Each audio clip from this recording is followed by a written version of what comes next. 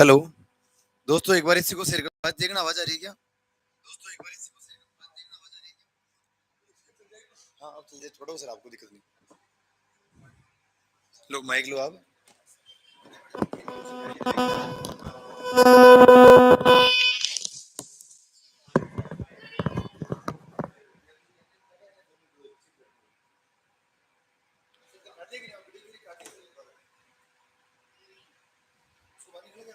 मैंने तो छड़ा ही नहीं इसको, मुझे तो आता भी नहीं है।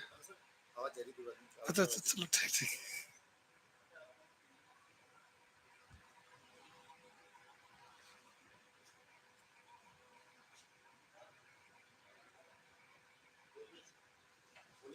बस बस बस।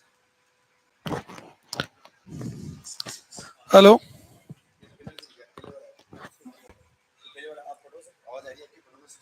हाँ, ये स्क्रीन देख पर देख लेते हैं। सभी का सभी का Shri Ram coaching classes defence academy में हार्दिक स्वागत, अभिनंदन। मैं खान सर, आपका थोड़ा टेक्निकल इश्यू होने के कारण थोड़ा क्लास डिले हो गई है। जो आराम से आप बिल्कुल सभी से जल्दी से दबा के शेयर करें क्लास को और लाइक करें। सभी साथियों को Shri Ram coaching classes defence academy Kishangarh की तरफ से आपका हार्दिक अभिनंदन, स्वागत करता हूं मैं खान सर। और जल्दी से सभी लाइव आ जाएं, अधिक से अधिक क्लास को लाइक करें, अपने अटेंडेंस दें और दबाकर इसको शेयर करें।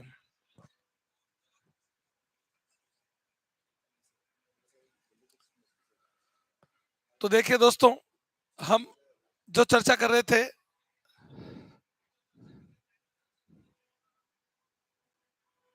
अपना जो पिछली क्लास थी हड़प्पा सभ्यता, जिसके ऊपर हमने शुरुआत कर दी थी, परिचय हमने पढ़ लिया था कि यह आद्य ऐतिहासिक काल की सभ्यता थी। भाव चित्रात्मक लिपि के बारे में बात कर ली थी और हमने बात की थी 1851 से 1853 एक व्यक्ति आता है, अलेक्जेंडर कनिंगम, जो इस सभ्यता का सर्वेक्षण करता है, पहला मानचित्र बनाता है। उसके बाद फिर हम आगे बढ़ते हैं। देखिए,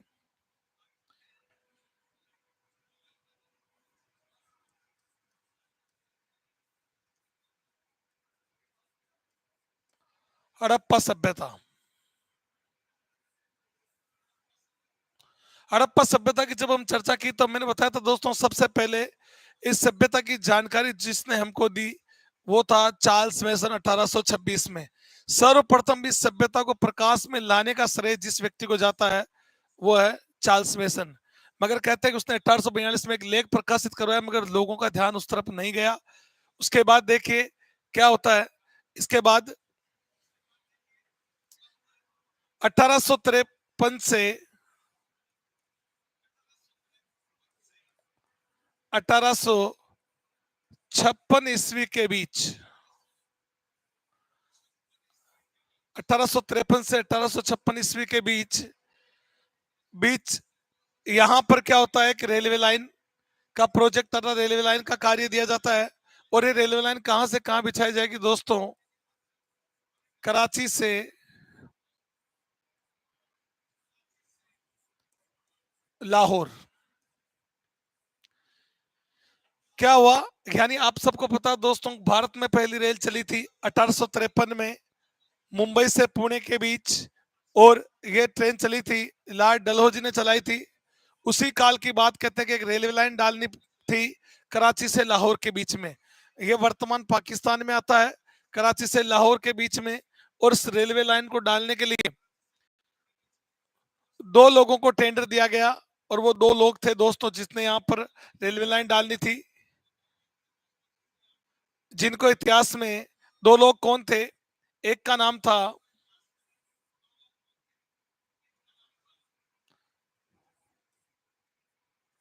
जॉन बैटन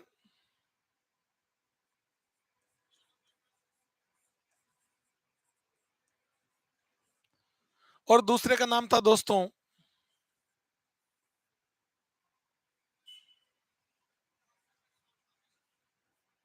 दूसरे का नाम था विलियम बटन।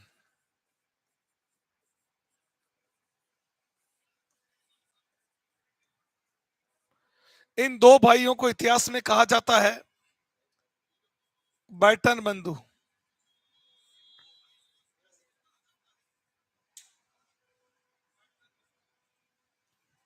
तो आप देख सकते हैं, यानी सबसे पहले इसकी जानकारी देने वाले चार्ल्स मेसन 1826, इसके बाद 1853 से 1856 के बीच में एक रेलवे लाइन डाली जानी थी। कहां से? कराची से लाहौर। और इस रेलवे लाइन के लिए किनको टेंडर दिया गया? दो भाई थे, एक का नाम जॉन बर्टन, एक का नाम विलियम बर्टन। इनको इतिहास में बर्टन बंधुओं के नाम से जाना जाता है। कहते हैं कि इन्होंने काम शुरू कर दिया। सूरज चौहान सलाम, आपका वेलकम।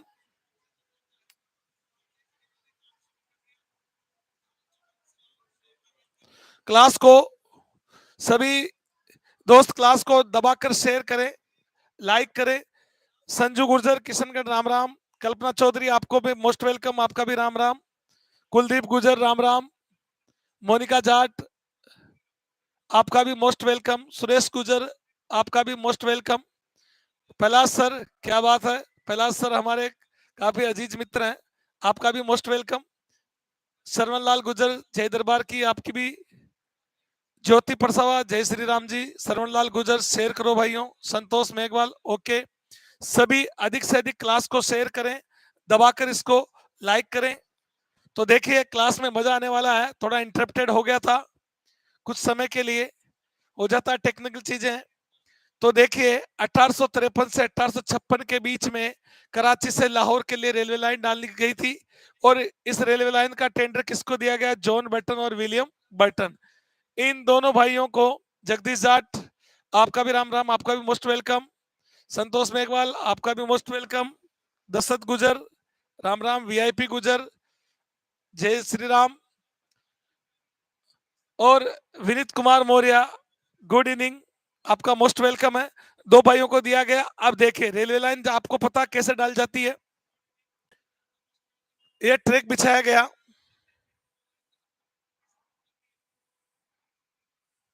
रेलवे लाइन के लिए ऐसा ही ट्रैक बिछाया जाता है। और ये ट्रैक कहां से? कराची से लाहौर के लिए बिछाया गया था। अब आपको पता कि रेलवे लाइन डालने के लिए किसकी जरूरत पड़ती है? सपोर्ट की। और यहां पर सपोर्ट दिया गया। कहते हैं कि सपोर्ट लगाए जा रहे थे,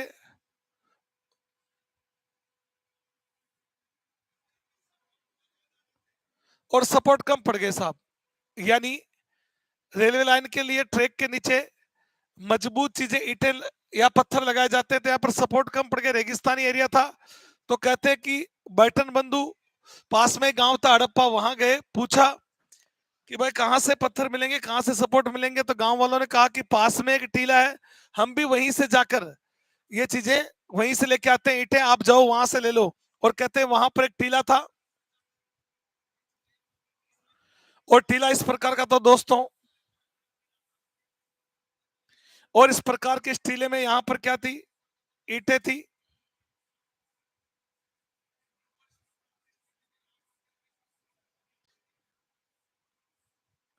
और यहां से बर्टन बंधुओं के आदेश से, बर्टन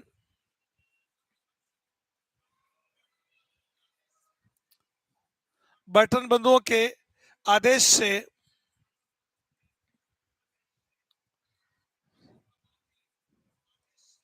ईंटें निकाली गई।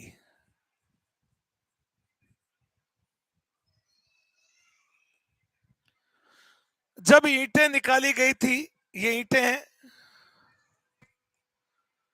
ईंटें निकाली गई थी, तो कहते हैं कि कुछ अलग प्रकार की ईंटें आई, पक्की ईंटें आई। बर्टन बंधुओं को लगा कि यहाँ तो कुछ रहस्यात्मक, कुछ अलग चीजें, अलग प्रकार की ईंटें हैं। और ये जहां से ईंटें निकाली गई थी, ये टीले का नाम था हड़प्पा, हड़प्पा गांव। इसको गांव कहा गया, कई बुक्स में नगर कहा जाता है, मगर हाँ जो स्थान है वो है हड़प्पा। तो कहते हैं कि 1853 से 1856 के बीच में कराची से लाहौर के बीच में एक रेलवे लाइन डाली गई। और रेलवे लाइन का टेंडर दिया गया जॉन बर्टन और विलियम बर्टन, दो भाइयों को। और इनको इतिहास में बर्टन बंधु के नाम से जाना जाता है। और बर्टन बंधुओं के आदेश से ईंटें निकाली गई इस प्रकार। और कहते जब ईंटें निकाली गई, जब खुदाई की जा रही थी, उत्खनन किया जा रहा था, तो बैठन बंधुओं को लगा कि इसमें अलग प्रकार की ईंटें उनको नजर आई। एक पुरावस्तु, प्राचीन पुरावस्तुएं एक नायाबी नजर आई। तो उन्होंने ईंटें किसके पास भेज दी साहब? ये भेज दी, यानी पुरातत्व विभाग जो कलकत्ता में जिसका मुख्यालय है वहां पर भेज दी गई। और वहां पर कौन था? John Marshall. कौन था वहां पर? John Marshall. देखिए जॉन मार्शल, जल्दी से आप स्क्रीनशॉट ले लीजिए, फिर आगे बढ़ते हैं।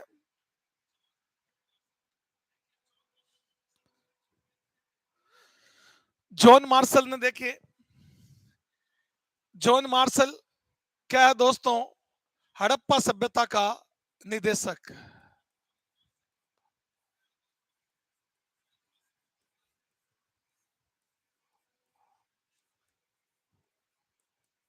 क्योंकि इस समय भारतीय पुरातत्व विभाग जिसकी स्थापना 1861 में हुई थी कलकत्ता बंगाल में, तो उसका जिस समय ये ईंटें निकाली जा रही थी, ईंटें पहुंची, उस समय निदेशक कौन था?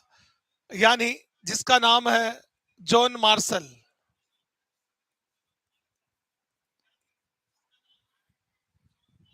इस जॉन मार्शल को कहा जाता है हड़प्पा सभ्यता का जनक।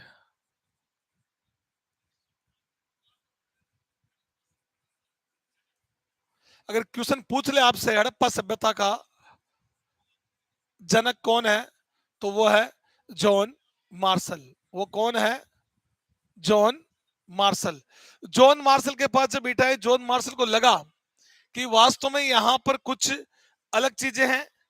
और उनको, जॉन मार्शल को लगा कि वास्तव में यहां पर कोई सभ्यता होनी चाहिए। और जो चीज, जो बात चार्ल्स मेसन ने 1826 में बताई थी, वो बात अब प्रभावी हो रही है। किसके निर्देशन में हो रही है? जॉन मार्शल के। तो जॉन मार्शल ने अपने, जो सबसे अनुभवी आदमी था जॉन मार्शल के पास, वो था राय बहादुर दयाराम साहनी। तो आप देखिए हड़प्पा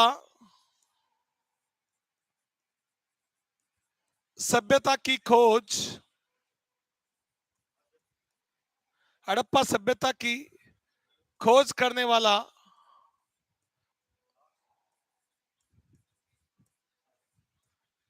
वो है राय बहादुर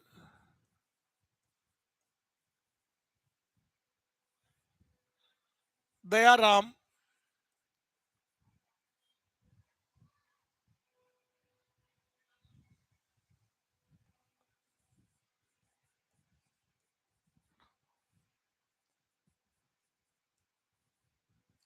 राय बहादुर दयाराम साहनी। राय बहादुर, ध्यान रखना दोस्तों, नाम था दयाराम साहनी, राय बहादुर इसकी उपाधि थी। तो राय बहादुर दयाराम साहनी। तो आप देखिए किस प्रकार हम पहुंच रहे हैं। हड़प्पा सभ्यता का निदेशक जॉन मार्शल, और हड़प्पा सभ्यता की खोज करने वाला कौन? राय बहादुर दयाराम साहनी। कब की इसने? 1921 में। कब की? 21 ईस्वी में इसने खोज की। देखिए अब आगे बढ़ते हैं कि राय बहादुर दयाराम साहनी ने खोज की, और खोज में हमें क्या, किस प्रकार इसको हम स्टार्ट करते हैं। हड़प्पा सभ्यता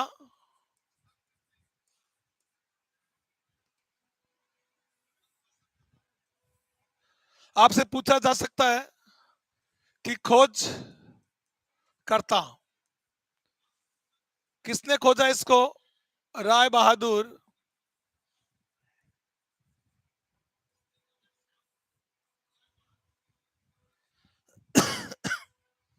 दयाराम साहनी।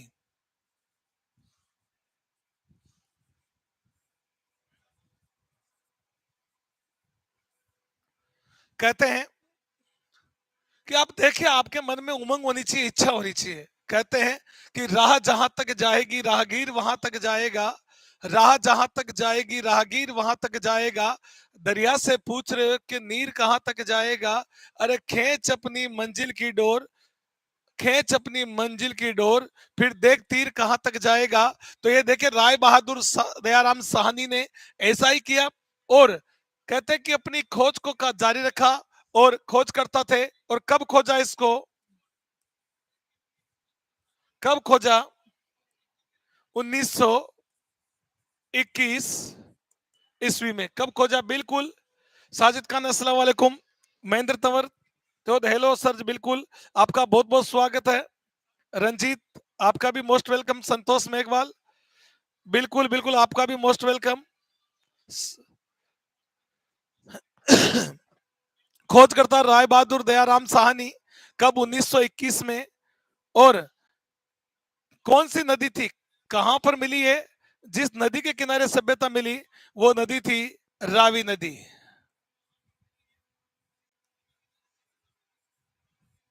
रावी नदी। और देखिए दोस्तों, रावी नदी के कौन से तट पर मिली? ध्यान रखना, बाएं तट पर। बहुत बहुत ही इंपॉर्टेंट बात है, बाएं। यह सभ्यता, दुनिया की हर सभ्यता कोई ना कोई नदी के किनारे विकसित हुई है, और ये जिस नदी के किनारे विकसित हुई वो रावी नदी है। और रावी नदी का कौन सा तट है? बायां तट। और ये कहां पर मिली, कब और कहां पर? स्थान कौन सा है,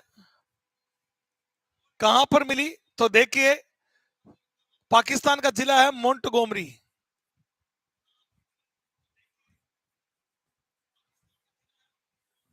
मोंटगोमरी पाकिस्तान। मोंटगोमरी पाकिस्तान। वर्तमान में इस मोंटगोमरी का नाम क्या है? वर्तमान में इसको कहा जाता है शाहीवाल। मोंटगोमरी का वर्तमान में नाम क्या हो गया है? अनिल गांवरिया आपका भी हार्दिक स्वागत। देखिए, खोजकर्ता राय बहादुर दयाराम साहनी कब खोजा? 1921 में। नदी कौन सी है? रावी नदी, जो सिंधु की सहायक है। सिंधु प्रमुख नदी आपको पता है, सिंधु की 5 सहायक नदियां हैं, रावी, व्यास, चिनाब, झेलम, सतलज। और ये रावी नदी के बाएं तट पर मिली। और कहां पर? गोंट मोंगरी पाकिस्तान। वर्तमान में इसको कहा जाता है साहिवाल। जल्दी से इसका स्क्रीनशॉट ले लीजिए। तेजा भगत आपका भी हार्दिक स्वागत। देखिए, आप अपनी नोटबुक और पेन लेकर बैठे, जैसे जैसे मैं बताता हूं वैसे वैसे आप साथ में समझें और उसको नोट डाउन करें।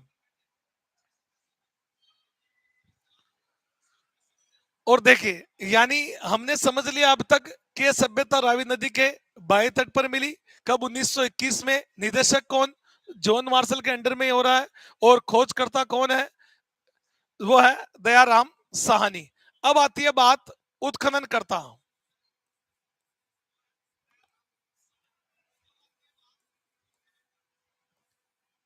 यानी इसकी खुदाई किसने की? इसकी खुदाई 2 स्तरों में हुई है।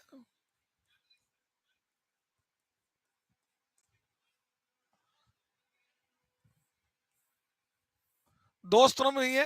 पहला स्तर जो था वो खुदाई करने वाले थे 1926 में माधव स्वरूप वस।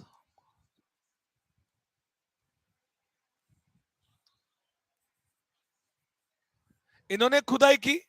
इसके बाद दूसरे स्तर की खुदाई करने वाले थे 1946 में मार्टिन व्हीलर।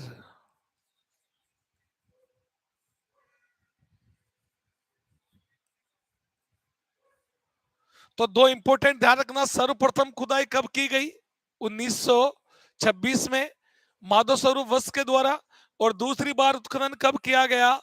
1946 Martin wheeler. सबसे इंपॉर्टेंट बात क्या है? मार्टिन व्हीलर ने जो, आप नोट डाल के लिख सकते हैं, मार्टिन व्हीलर ने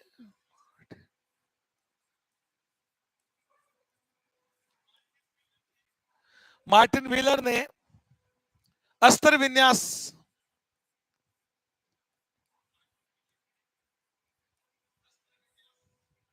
के आधार पर खुदाई की।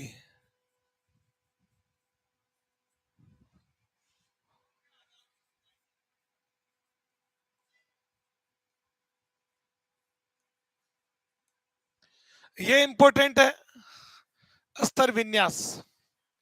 यानी माधव स्वरूप वत्स ने तो ऐसे ही खुदाई की।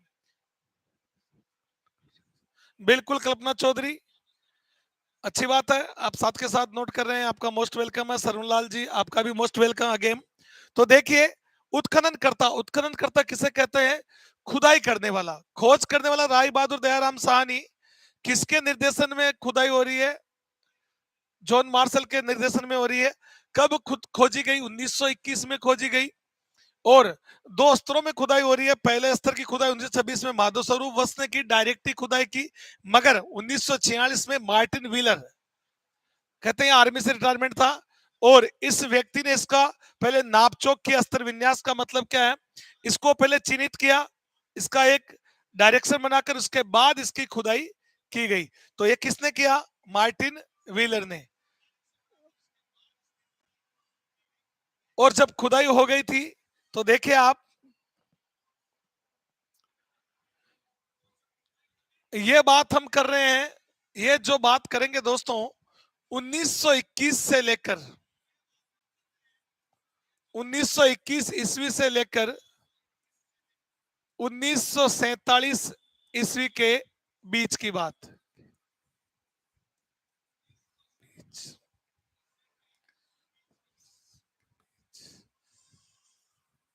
की खुदाई की चर्चा कर रहे हैं, खुदाई या उत्खनन।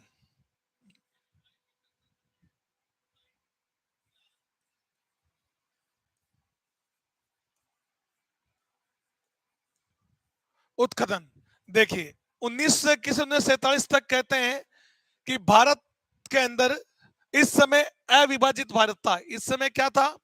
अविभाजित भारत। तो देखिए, अविभाजित भारत में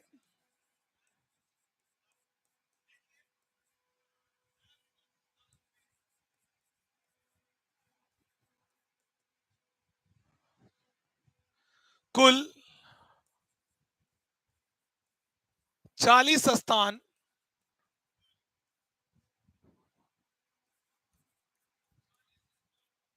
खोजे जा चुके थे। क्वेश्चन पूछ ले कि अविभाजित भारत में कितने स्थान खोजे जा चुके, या पूछ ले 1947 तक यानी हड़प्पा सभ्यता के कितने स्थानों को खोजा जा चुका था, तो कितने हैं? 40।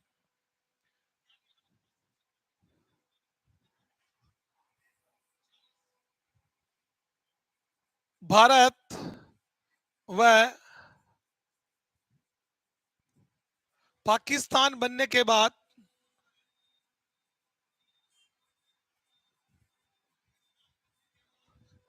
ज्यादातर स्थान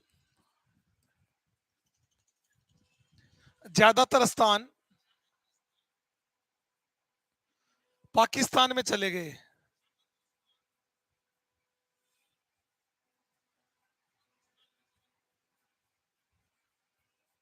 क्योंकि ये सिंध क्षेत्र, पंजाब क्षेत्र था जो पाकिस्तान का क्षेत्र था, वहां चले गए। तो आजादी के बाद भारतीयों ने फिर खोजना शुरू किया। और आज कहते हैं वर्तमान में भारत और पाकिस्तान में कुल कितने स्थान हैं? वर्तमान में अगर बात करें,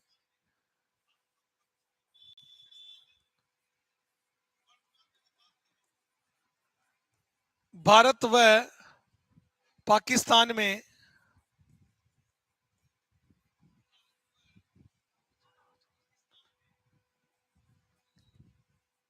दोनों में स्थान कितने हैं? 1400 स्थान।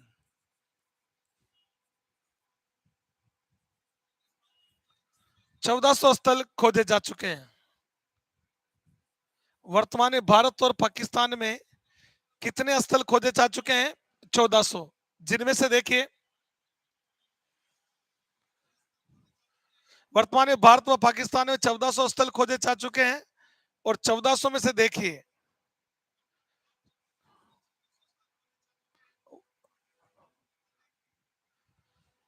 भारत में कितने हैं? भारत प्लस पाकिस्तान,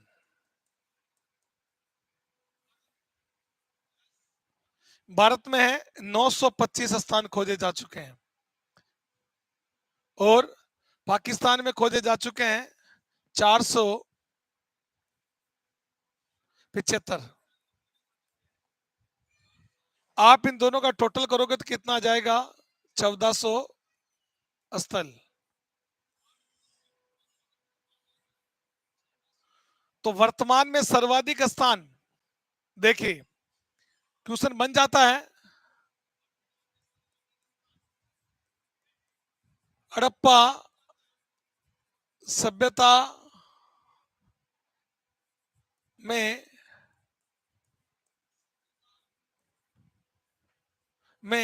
सर्वाधिक स्थल कहां है? तो आपका आंसर कितना है? 925। और कहां है?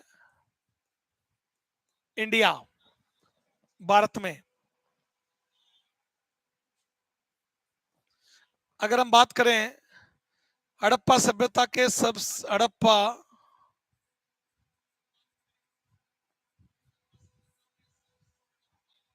हड़प्पा सभ्यता के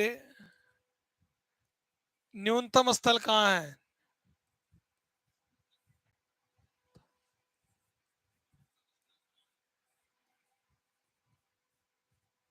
तो आंसर आएगा अफगानिस्तान। कितने हैं? 2।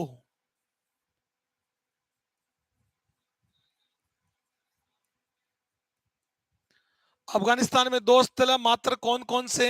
मुंडी गाक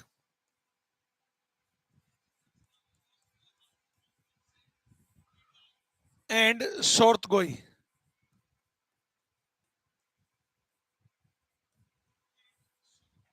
शोर्तगुई। देखिए आप, तो आपको पता लग गया दोस्तों कि सर्वाधिक स्थान कहां है। भारत में है। कितने हैं? 925 है। और पाकिस्तान में कितने हैं? 475 है। और हड़प्पा सभ्यता में सबसे कम स्थान या न्यूनतम स्थल कहां पर खोजे गए हैं? तो वो है अफगानिस्तान। मात्र कितना है? मुंडी गाक और शोर्त गई।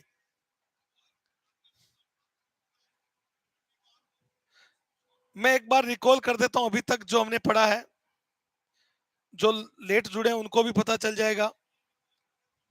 देखिए, हमारे जो पिछली क्लास थी उससे आगे हमने जस्ट बात की है 1853 से 1856 के बीच में एक रेलवे लाइन डाली जानी थी कराची से लाहौर।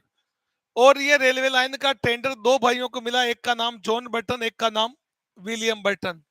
इतिहास में इन दोनों को बर्टन बंधु के नाम से जाना जाता है। और कहते हैं जब ये रेलवे लाइन डाल रहे थे तो इनको सपोर्ट के लिए पत्थर की जरूरत पड़ी।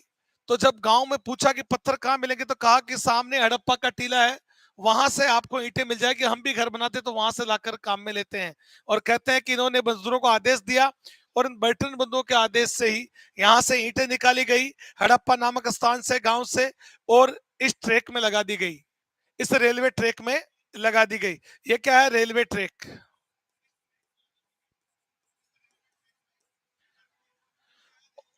इसके बाद आगे देखिए, आगे क्या हुआ कि जब ये ईंटें, जब अलग प्रकार की कुछ ईंटें मिली, अलंकृत ईंटें मिली, तो उन ईंटों को किसके पास भेजा गया? इस समय भारतीय पुरातत्व विभाग के निदेशक थे, यानी जॉन मार्शल। इनके पास भेजा गया। इन्होंने देखा और इनको लगा कि वास्तव में कोई सभ्यता हो सकती है। हड़प्पा सभ्यता का जनक इसको कहा जाता है। और हड़प्पा सभ्यता की खोज करने वाला कौन था? राय बहादुर दयाराम साहनी। कब खोजी? 1921 में। तो हड़प्पा सभ्यता के खोजकर्ता राय बहादुर दयाराम साहनी कब खोजा गया? 1921 में। नदी कौन सी थी? रावी नदी। रावी नदी के कौन से तट पर मिली है? बाएं तट पर। रावी नदी के बाएं तट पर विकसित हुई। कहां पर? पाकिस्तान के अंदर मोंटगोमरी नामक जिला है। वर्तमान में इसका नाम साहिवाल जिला है।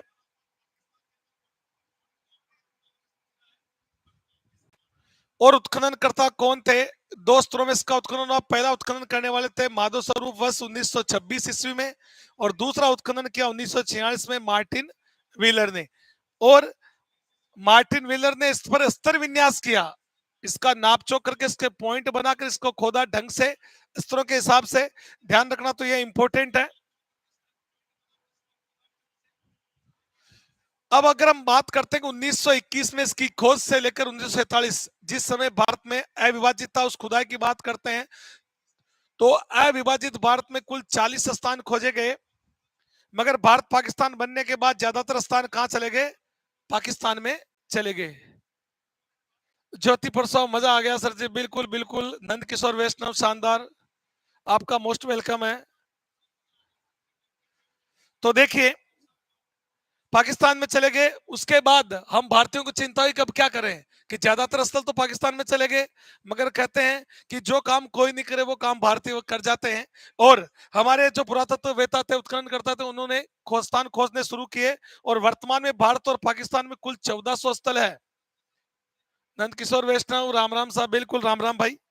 और वर्तमान में भारत और पाकिस्तान में 1400 स्थल खोजे जा चुके हैं, जिसमें से अगर हम देखते हैं कि भारत में 925 स्थल खोजे जा चुके हैं और पाकिस्तान में 475। आप देखिए, आजादी के बाद ज्यादातर स्थल कहां चले गए, पाकिस्तान में, मगर हम पीछे नहीं रहे, हमने इनसे ज्यादा स्थल खोज लिए। अभी तक 1400 स्थलों को खोजा जा चुका। भारत और पाकिस्तान में कुल हड़प्पा सभ्यता कितने स्थल खोज लिए गए हैं, 1400 स्थल। हड़प्पा सभ्यता में सर्वाधिक स्थल कहां है, इंडिया में है 925। और हड़प्पा सभ्यता में न्यूनतम स्थल कहां, वो दो है मात्र, कहां, अफगानिस्तान, मुंडी गाक और शोर्त गई। अब है आगे, तेजा भगत, बिल्कुल मजा आ गया भाई आपको। आपके, अगर आपको मजा आया तो हमें भी मजा आया, बिल्कुल। ऐसे ही अपना स्नेह और प्रेम, अपना प्यार श्री राम कोचिंग क्लासेस के साथ बनाए रखें, और आपको मजेदार क्लासें मिलती रहेगी। अब देखिए आप, अगर हम देखना चाहें, समझना चाहें इसको कि कहां पर कैसे स्थान मिले हैं, तो देखिए, अब जो आते हैं कि विस्तार, हड़प्पा सभ्यता का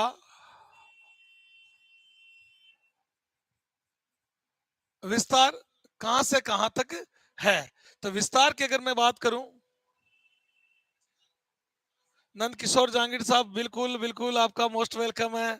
अच्छा अच्छा, नंद किशोर वैष्णव जी और नंद किशोर जहांगीर साहब, दोनों का हार्दिक स्वागत, अभिनंदन करता हूं, दोनों भाइयों का। तो देखिए, हड़प्पा सभ्यता का विस्तार जो हम अगर देखना चाहें, समझना चाहें, तो किस प्रकार समझेंगे आप, कि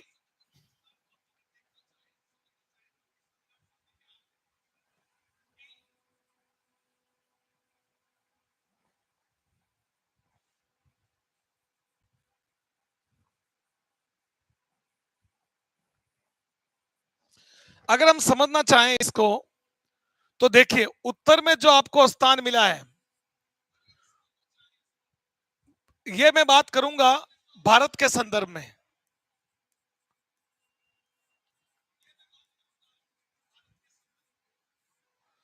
भारत के संदर्भ में उत्तरी पॉइंट कौन सा है, वो है मांडा। मांडा, मांडा कहां है दोस्तों, जम्मू एंड कश्मीर। देखिए, उस समय राज्य था, अभी वर्तमान में केंद्र शासित प्रदेश है, लेह और लद्दाख। तो अभी फिर भी इसको हम प्राचीन इतिहास के रूप में जम्मू एंड कश्मीर पढ़ते हैं। मांडा है, मांडा क्या है, उत्तरी बिंदु।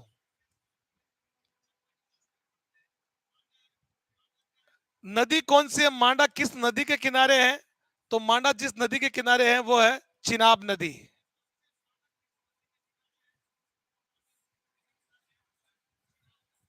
चिनाब नदी के किनारे मिला आपको ये उत्तरी स्तंभ मांडा, चिनाब नदी के।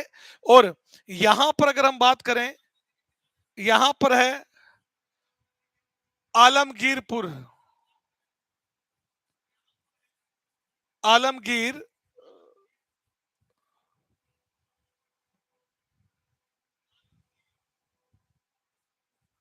आलमगीरपुर कहां है, उत्तर प्रदेश, मेरठ।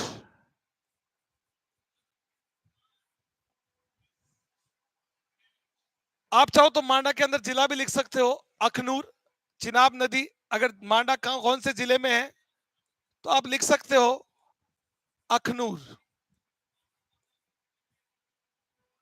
अखनूर। इसके बाद महाराष्ट्र, और महाराष्ट्र में है देमाबाद।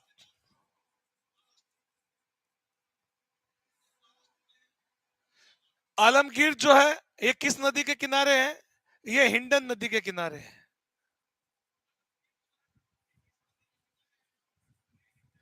हिंडन नदी के किनारे है, जबकि देमाबाद नदी कौन सी है, एमएच लिख रहा हूं मैं, महाराष्ट्र। नदी है परवरा। परवरा नदी गोदावरी की सहायक है। माया जी बात, गोदावरी बिल्कुल, परवरा नदी बिल्कुल, आपका आंसर सही है। तो देमाबाद परवरा नदी किसकी सहायक है? यानी गोदावरी की।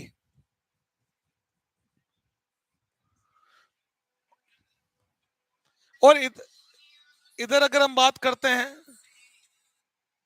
इधर अगर हम बात करते हैं, यहां पर जो स्थान है वो है सुत का गेंडोर,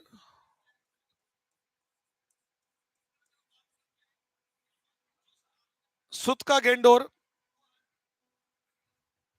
मगर हम भारत के संदर्भ में बात कर रहे हैं, तो यहां पर सुत का गेंडोर ना लेकर हम लेंगे लोथल गुजरात या नागेश्वर, नागेश्वर गुजरात कच्छ का रण।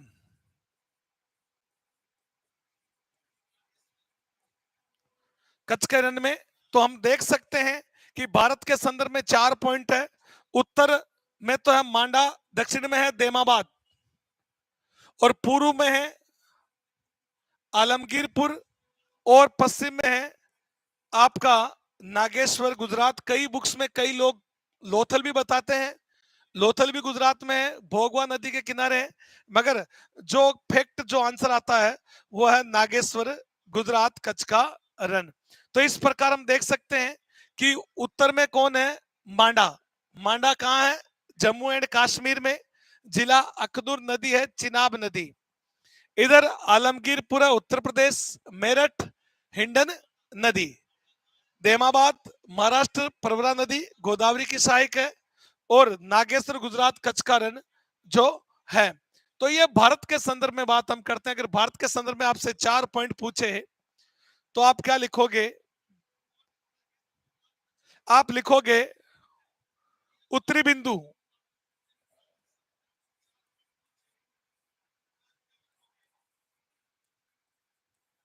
उत्तरी बिंदु है मांडा।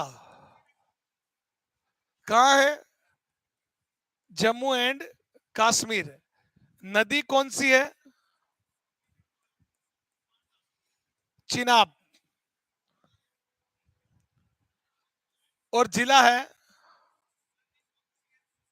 अखनूर।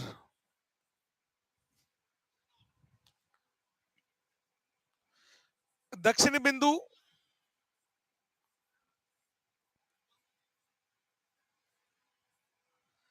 दक्षिणी बिंदु है वो है आपका देमाबाद। और कहां है? महाराष्ट्र।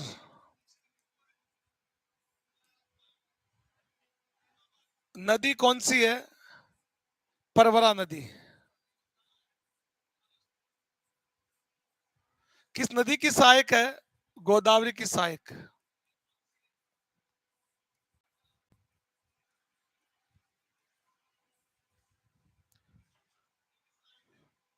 पूर्वी बिंदु है,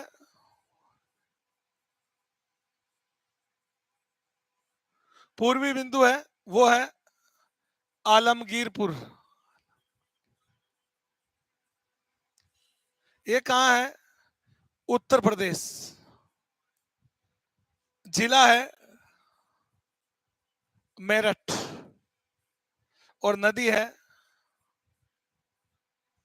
हिंडन।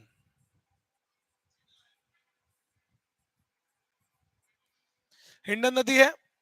तो देखिए, उत्तरी बिंदु मांडा हो गया, नदी चिनाब जिला अखनूर, दक्षिणी बिंदु देमाबाद महाराष्ट्र, नदी परवरा नदी गोदावरी नदी की सहायक है, पूर्वी बिंदु है आलमगीर पीर, और जिला मेरठ, नदी हिंडन नदी, और पश्चिमी बिंदु है,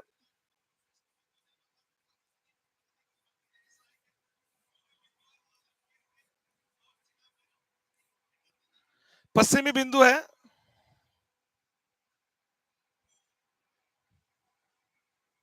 वो है नागेश्वर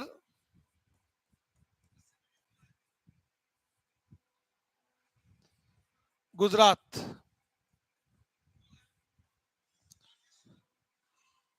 कच्छ का रण कई बुक्स वाले देते हैं लोथल, लोथल गुजरात। और नदी कौन सी है? भोगवा नदी। दोनों ही बातें आ सकती है, आपको दोनों ही ध्यान में होनी चाहिए। श्री शिवालय क्लास है खुशीराम जी, बिल्कुल विन का थंब आपका, बिल्कुल अच्छी बात है। आप जुड़े हमारे साथ, जो अराइमे श्री शिवालय कोचिंग क्लासेस के मालिक है खुशीराम जी, वो हमारे साथ जुड़ रहे हैं, बहुत बहुत धन्यवाद आपका। तो आप देखिए, उत्तरी बिंदु मांडा जम्मू कश्मीर, नदी चिनाब जिला अखनूर। दक्षिणी बिंदु देमाबाद महाराष्ट्र, नदी प्रवरा नदी गोदावरी की सहायक है। और पूर्वी बिंदु है आलमगीरपुर उत्तर प्रदेश, जिला मेरठ, नदी हिंडन नदी। और पश्चिमी बिंदु है नागेश्वर गुजरात कचकारण, या कई बुक्स में आता है लोथल गुजरात भोगवा नदी। ये तो है सिंधु सभ्यता की कौन किसके बारे में है? भारत के संदर्भ में। कि मैंने आपको भारत के संदर्भ में बताया कि भारत के संदर्भ में इसके 4 पॉइंट है। अगर हम बात करें आगे संपूर्ण सिंधु सभ्यता की, तो संपूर्ण सिंधु सभ्यता की अगर चर्चा करें तो वहां पर हम देखेंगे कि सबसे उत्तरी बिंदु कौन सा होगा? मुंडी गाक और शोर्त गई। जबकि दक्षिणी बिंदु सेम यही रहेगा, देमाबाद महाराष्ट्र। पूर्वी बिंदु यही रहेगा, आलमगीरपुर। बिल्कुल बिल्कुल आएंगे सर, रोहित जी आएंगे, ऐसी कोई बात नहीं, खुशराम जी सबकी क्लास में आते हैं। और आलमगीरपुर यही रहेगा, मगर जो चेंज होगा आपका, जो बिंदु चेंज होगा, वो बिंदु चेंज होगा आपका पश्चिमी बिंदु। वहां पर संपूर्ण सिंधु सभ्यता में क्या आएगा? सुतका गेंडोर, बलूचिस्तान, दाश्क नदी। तो आप देख सकते हैं, और हम देखेंगे कि इस सभ्यता का जो आकार है वो कैसा है? त्रिभुजाकार है, त्रिभुजाकार आकार है, जिसके अंदर आप, मैं बताऊंगा किस प्रकार त्रिभुजाकार आकार बनता है। और पूर्व से पश्चिम और उत्तर से दक्षिण इसकी लंबाई भी बताएंगे कि उत्तर से दक्षिण इसकी लंबाई 1400 किलोमीटर है, और पूर्व से पश्चिम इसकी लंबाई है 1600 किलोमीटर। यानी आप देख सकते हैं कि लंबाई इसकी, चौड़ाई जो 1400 है, लंबाई इसकी 1600 किलोमीटर है। और आगे हम इसमें चर्चा करते हैं, देख सकते हैं आप।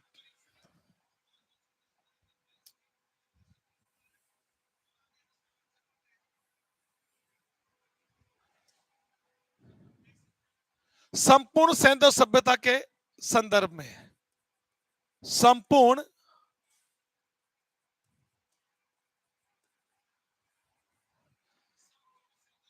रोहित सर आपका मोस्ट वेलकम है कि आप आए। रोहित सर भी हिस्ट्री के टीचर हैं, मिल नहीं पाए हम, मगर इनका नाम सुना है। संपूर्ण सैंधव सभ्यता के संदर्भ में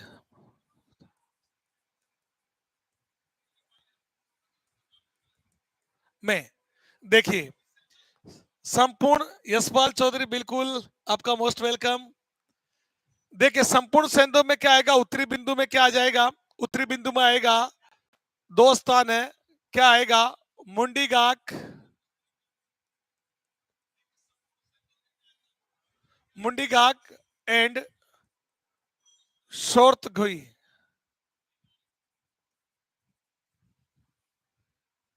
कहां ये? अफगानिस्तान।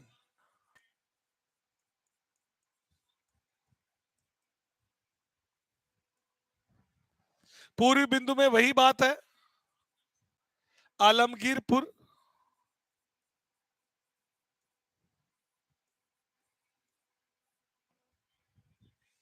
और यहां पर देमाबाद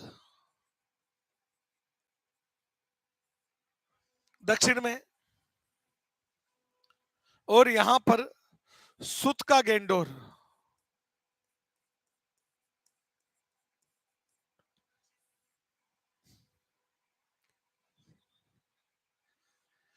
बहुत बहुत अच्छी बात है खुशीराम जी, आप तो जानते हैं कि हम बिल्कुल आपकी बात से बिल्कुल सहमत, आपके कमेंट से।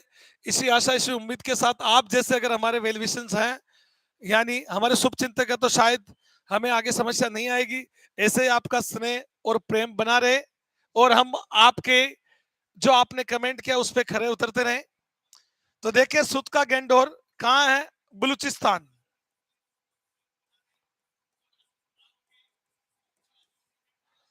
सुत का गेंड और बलूचिस्तान, और ये कहां पर है? पाकिस्तान। ये पश्चिमी बिंदु, ये संपूर्ण सिंधु सभ्यता के संदर्भ में बात हो रही है। पहले जो मैंने पढ़ाया वो किस में बताया? वो भारत के संदर्भ में था। अब संपूर्ण सिंधु सभ्यता के ऊपर चर्चा कर रहा हूं मैं। सुत का गेंड और बलूचिस्तान कहां है? पाकिस्तान। और जिस नदी के किनारे है वो नदी है दाश्क या दश्क, दाश्क नदी या दश्क नदी। तो आप देख सकते हैं कि उत्तर से दक्षिण की इसकी जो लंबाई है वो कितनी है? 1400 किलोमीटर।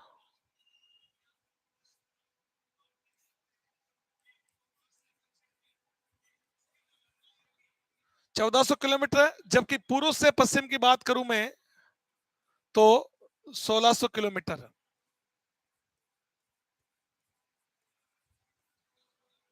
तो आप देख सकते हैं कि संपूर्ण सिंधु सभ्यता का जो माप है वो कितना है, यानी 1400 किलोमीटर उत्तर से दक्षिण, और पूर्व से पश्चिम कितना हो जाएगा? 1600 किलोमीटर। आप देख सकते हैं, अगर आप जब पढ़ते हैं ज्यादातर देखते हैं, बिल्कुल दिल की पुलिस माया, अच्छा, बिल्कुल आपका हार्दिक स्वागत, अभिनंदन, आप मेरे स्टूडेंट हो, अच्छी बात है, तो आप अच्छी तरह समझते हैं। तो यहां पर देखिए हम विस्तार की चर्चा कर रहे हैं, कहां से कहां तक है। अब हम बात करते हैं कि आज तक जब भारत और पाकिस्तान थे उस समय क्या था।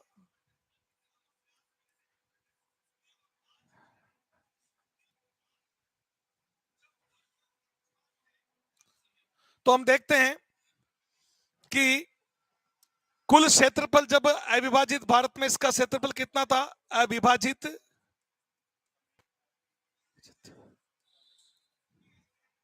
भारत में सैंधव सभ्यता का कुल कुल क्षेत्रफल कितना था? तो देखिए क्षेत्रफल था 12,99,600 किलोमीटर। ये बात है जिसमें भारत और पाकिस्तान नहीं बने थे, उस समय की बात है कि सभ्यता का क्षेत्रफल कितना बताया गया है? 12,99,600 किलोमीटर।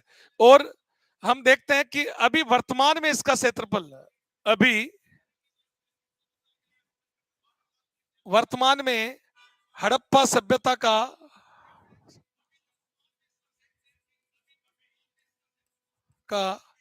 क्षेत्रफल कितना, क्योंकि स्थल खोदे जा चुके हैं 1400 के आसपास, तो क्षेत्रफल तो बड़ा ही है। और वर्तमान में हड़प्पा सभ्यता का क्षेत्रफल है 20 लाख वर्ग किलोमीटर, लगभग लगभग माना जाता है इतिहासकारों के द्वारा 20 लाख वर्ग किलोमीटर। तो आप ध्यान में रखें कि जिस समय भारत पाकिस्तान नहीं बने उस समय इस सभ्यता का क्षेत्रफल था 12,99,600 वर्ग किलोमीटर, और वर्तमान में हड़प्पा सभ्यता का क्षेत्रफल है 20 लाख वर्ग किलोमीटर। आप समझ गए यहां तक? इसके बाद देखिए इसका आकार जो है वो कैसा था, इस सभ्यता का आकार त्रिभुजाकार। देखिए मैंने बताया था आपको कि यहां मांडा, यहां था आलमगीरपुर,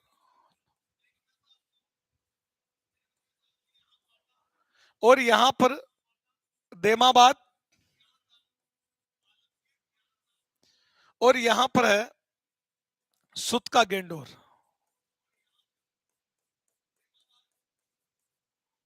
सुत का गेंडोर बलूचिस्तान।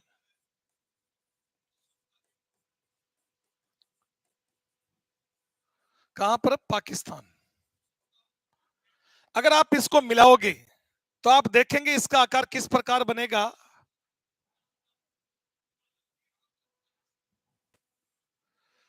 अगर आप इन स्थलों को नक्शे में भी मिलाओगे, अगर मैप में भी देखोगे, तो आपको जो ये आकार मिलेगा, तो ये आकार किस प्रकार का दोस्तों? तो आपसे क्वेश्चन पूछा जा सकता है कि हड़प्पा सभ्यता का आकार,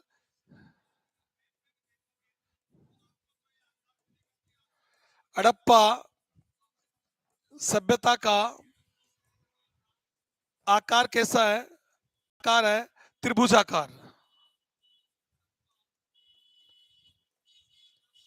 आकार कैसा है? त्रिभुजाकार। और ये इसका विस्तार देखिए, विस्तार कितने देशों में है? विस्तार है 3 देशों में। जो मैंने शुरू में बताया था आपको, 3 देश कौन से? भारत, पाकिस्तान, अफगानिस्तान। बहुत इंपॉर्टेंट है। Bharat plus Pakistan plus Afghanistan. अफगानिस्तान। खलवा साहब, आप रोडू साहब, आपको अस्सलाम वालेकुम। खान सर, बिल्कुल बिल्कुल आपका मोस्ट वेलकम, हार्दिक स्वागत है। और देखिए यहां त्रिभुजाकार आकार बन रहा है इसका। त्रिभुजाकार ये आकार बन रहा है और 3 देशों में फैली हुई है। मैंने शुरू में आपको बताया कि भारत, पाकिस्तान, अफगानिस्तान। 925 स्थल भारत में है, 475 पाकिस्तान में है और 2 अफगानिस्तान में। सर्वाधिक स्थल भारत में, न्यूनतम आपके अफगानिस्तान में। शुरू में मैंने बता दिया। यह है इसका शुरुआती परिचय। और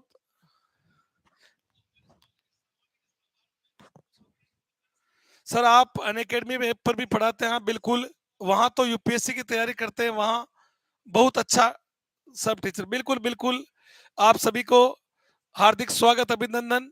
और अब टाइम हो चुका है, मैं आपसे विदा लेना चाहूंगा क्योंकि अब आगे गणित की क्लास थोड़ा आज इंटरप्टेड हो गया था टेक्निकल इश्यू के कारण, इसलिए गणित की क्लास लेट होगी आपकी अभी इसके बाद। तो मैंने सर का टाइम ले लिया है। तो आप ऐसे बने रहें, बिल्कुल लाइव, अधिक से अधिक क्लास को शेयर करें। चल, हाँ, दूसरे इस चैनल से दूसरे लिंक पर आपको आना है, बाकी आपके पास भेज दिया जाएगा लिंक। तो आप तुरंत बस मैथ की क्लास का मजा लीजिए। राम सर बड़े ही उम्दा अंदाज में आपको पढ़ाएंगे और अच्छी तरह से आपको शॉर्ट ट्रिक बताएंगे। तो सभी दोस्तों का मोस्ट वेलकम। और ऐसे अपना प्रेम और स्नेह हमारे साथ बनाए रखें और हमारे साथ जुड़े रहे। अधिक से अधिक क्लास को शेयर करें, लाइक करें। जय हिंद, वंदे मातरम, सबा खैर, गुड नाइट।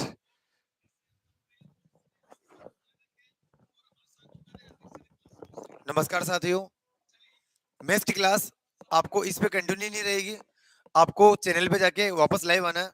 ठीक है, तो मैं शुरू क्लास शुरू कर रहे हैं हम। 5 मिनट में मैथ्स की क्लास स्टार्ट हो जाएगी। तो ये बंद होगा जो स्ट्रीम चल रही है, और इसके तुरंत बाद एक नई स्ट्रीम चालू होगी जिस पे आपको लाइव आना है। वो चलेगी मैथ्स की। और मैथ्स में आज हम लाभ हानि को टॉपिक पूरा कर देंगे कंप्लीट। तो लास्ट के कुछ टाइप बचे हैं जो बहुत ही महत्वपूर्ण, इंपॉर्टेंट, थोड़ा हार्ड भी है, तो उनको ईजी बनाएंगे हम ट्रिक से। ठीक है दोस्तों, तो मैं इसको बंद कर रहा हूँ फिलहाल, और नई स्ट्रीम से आप आइए।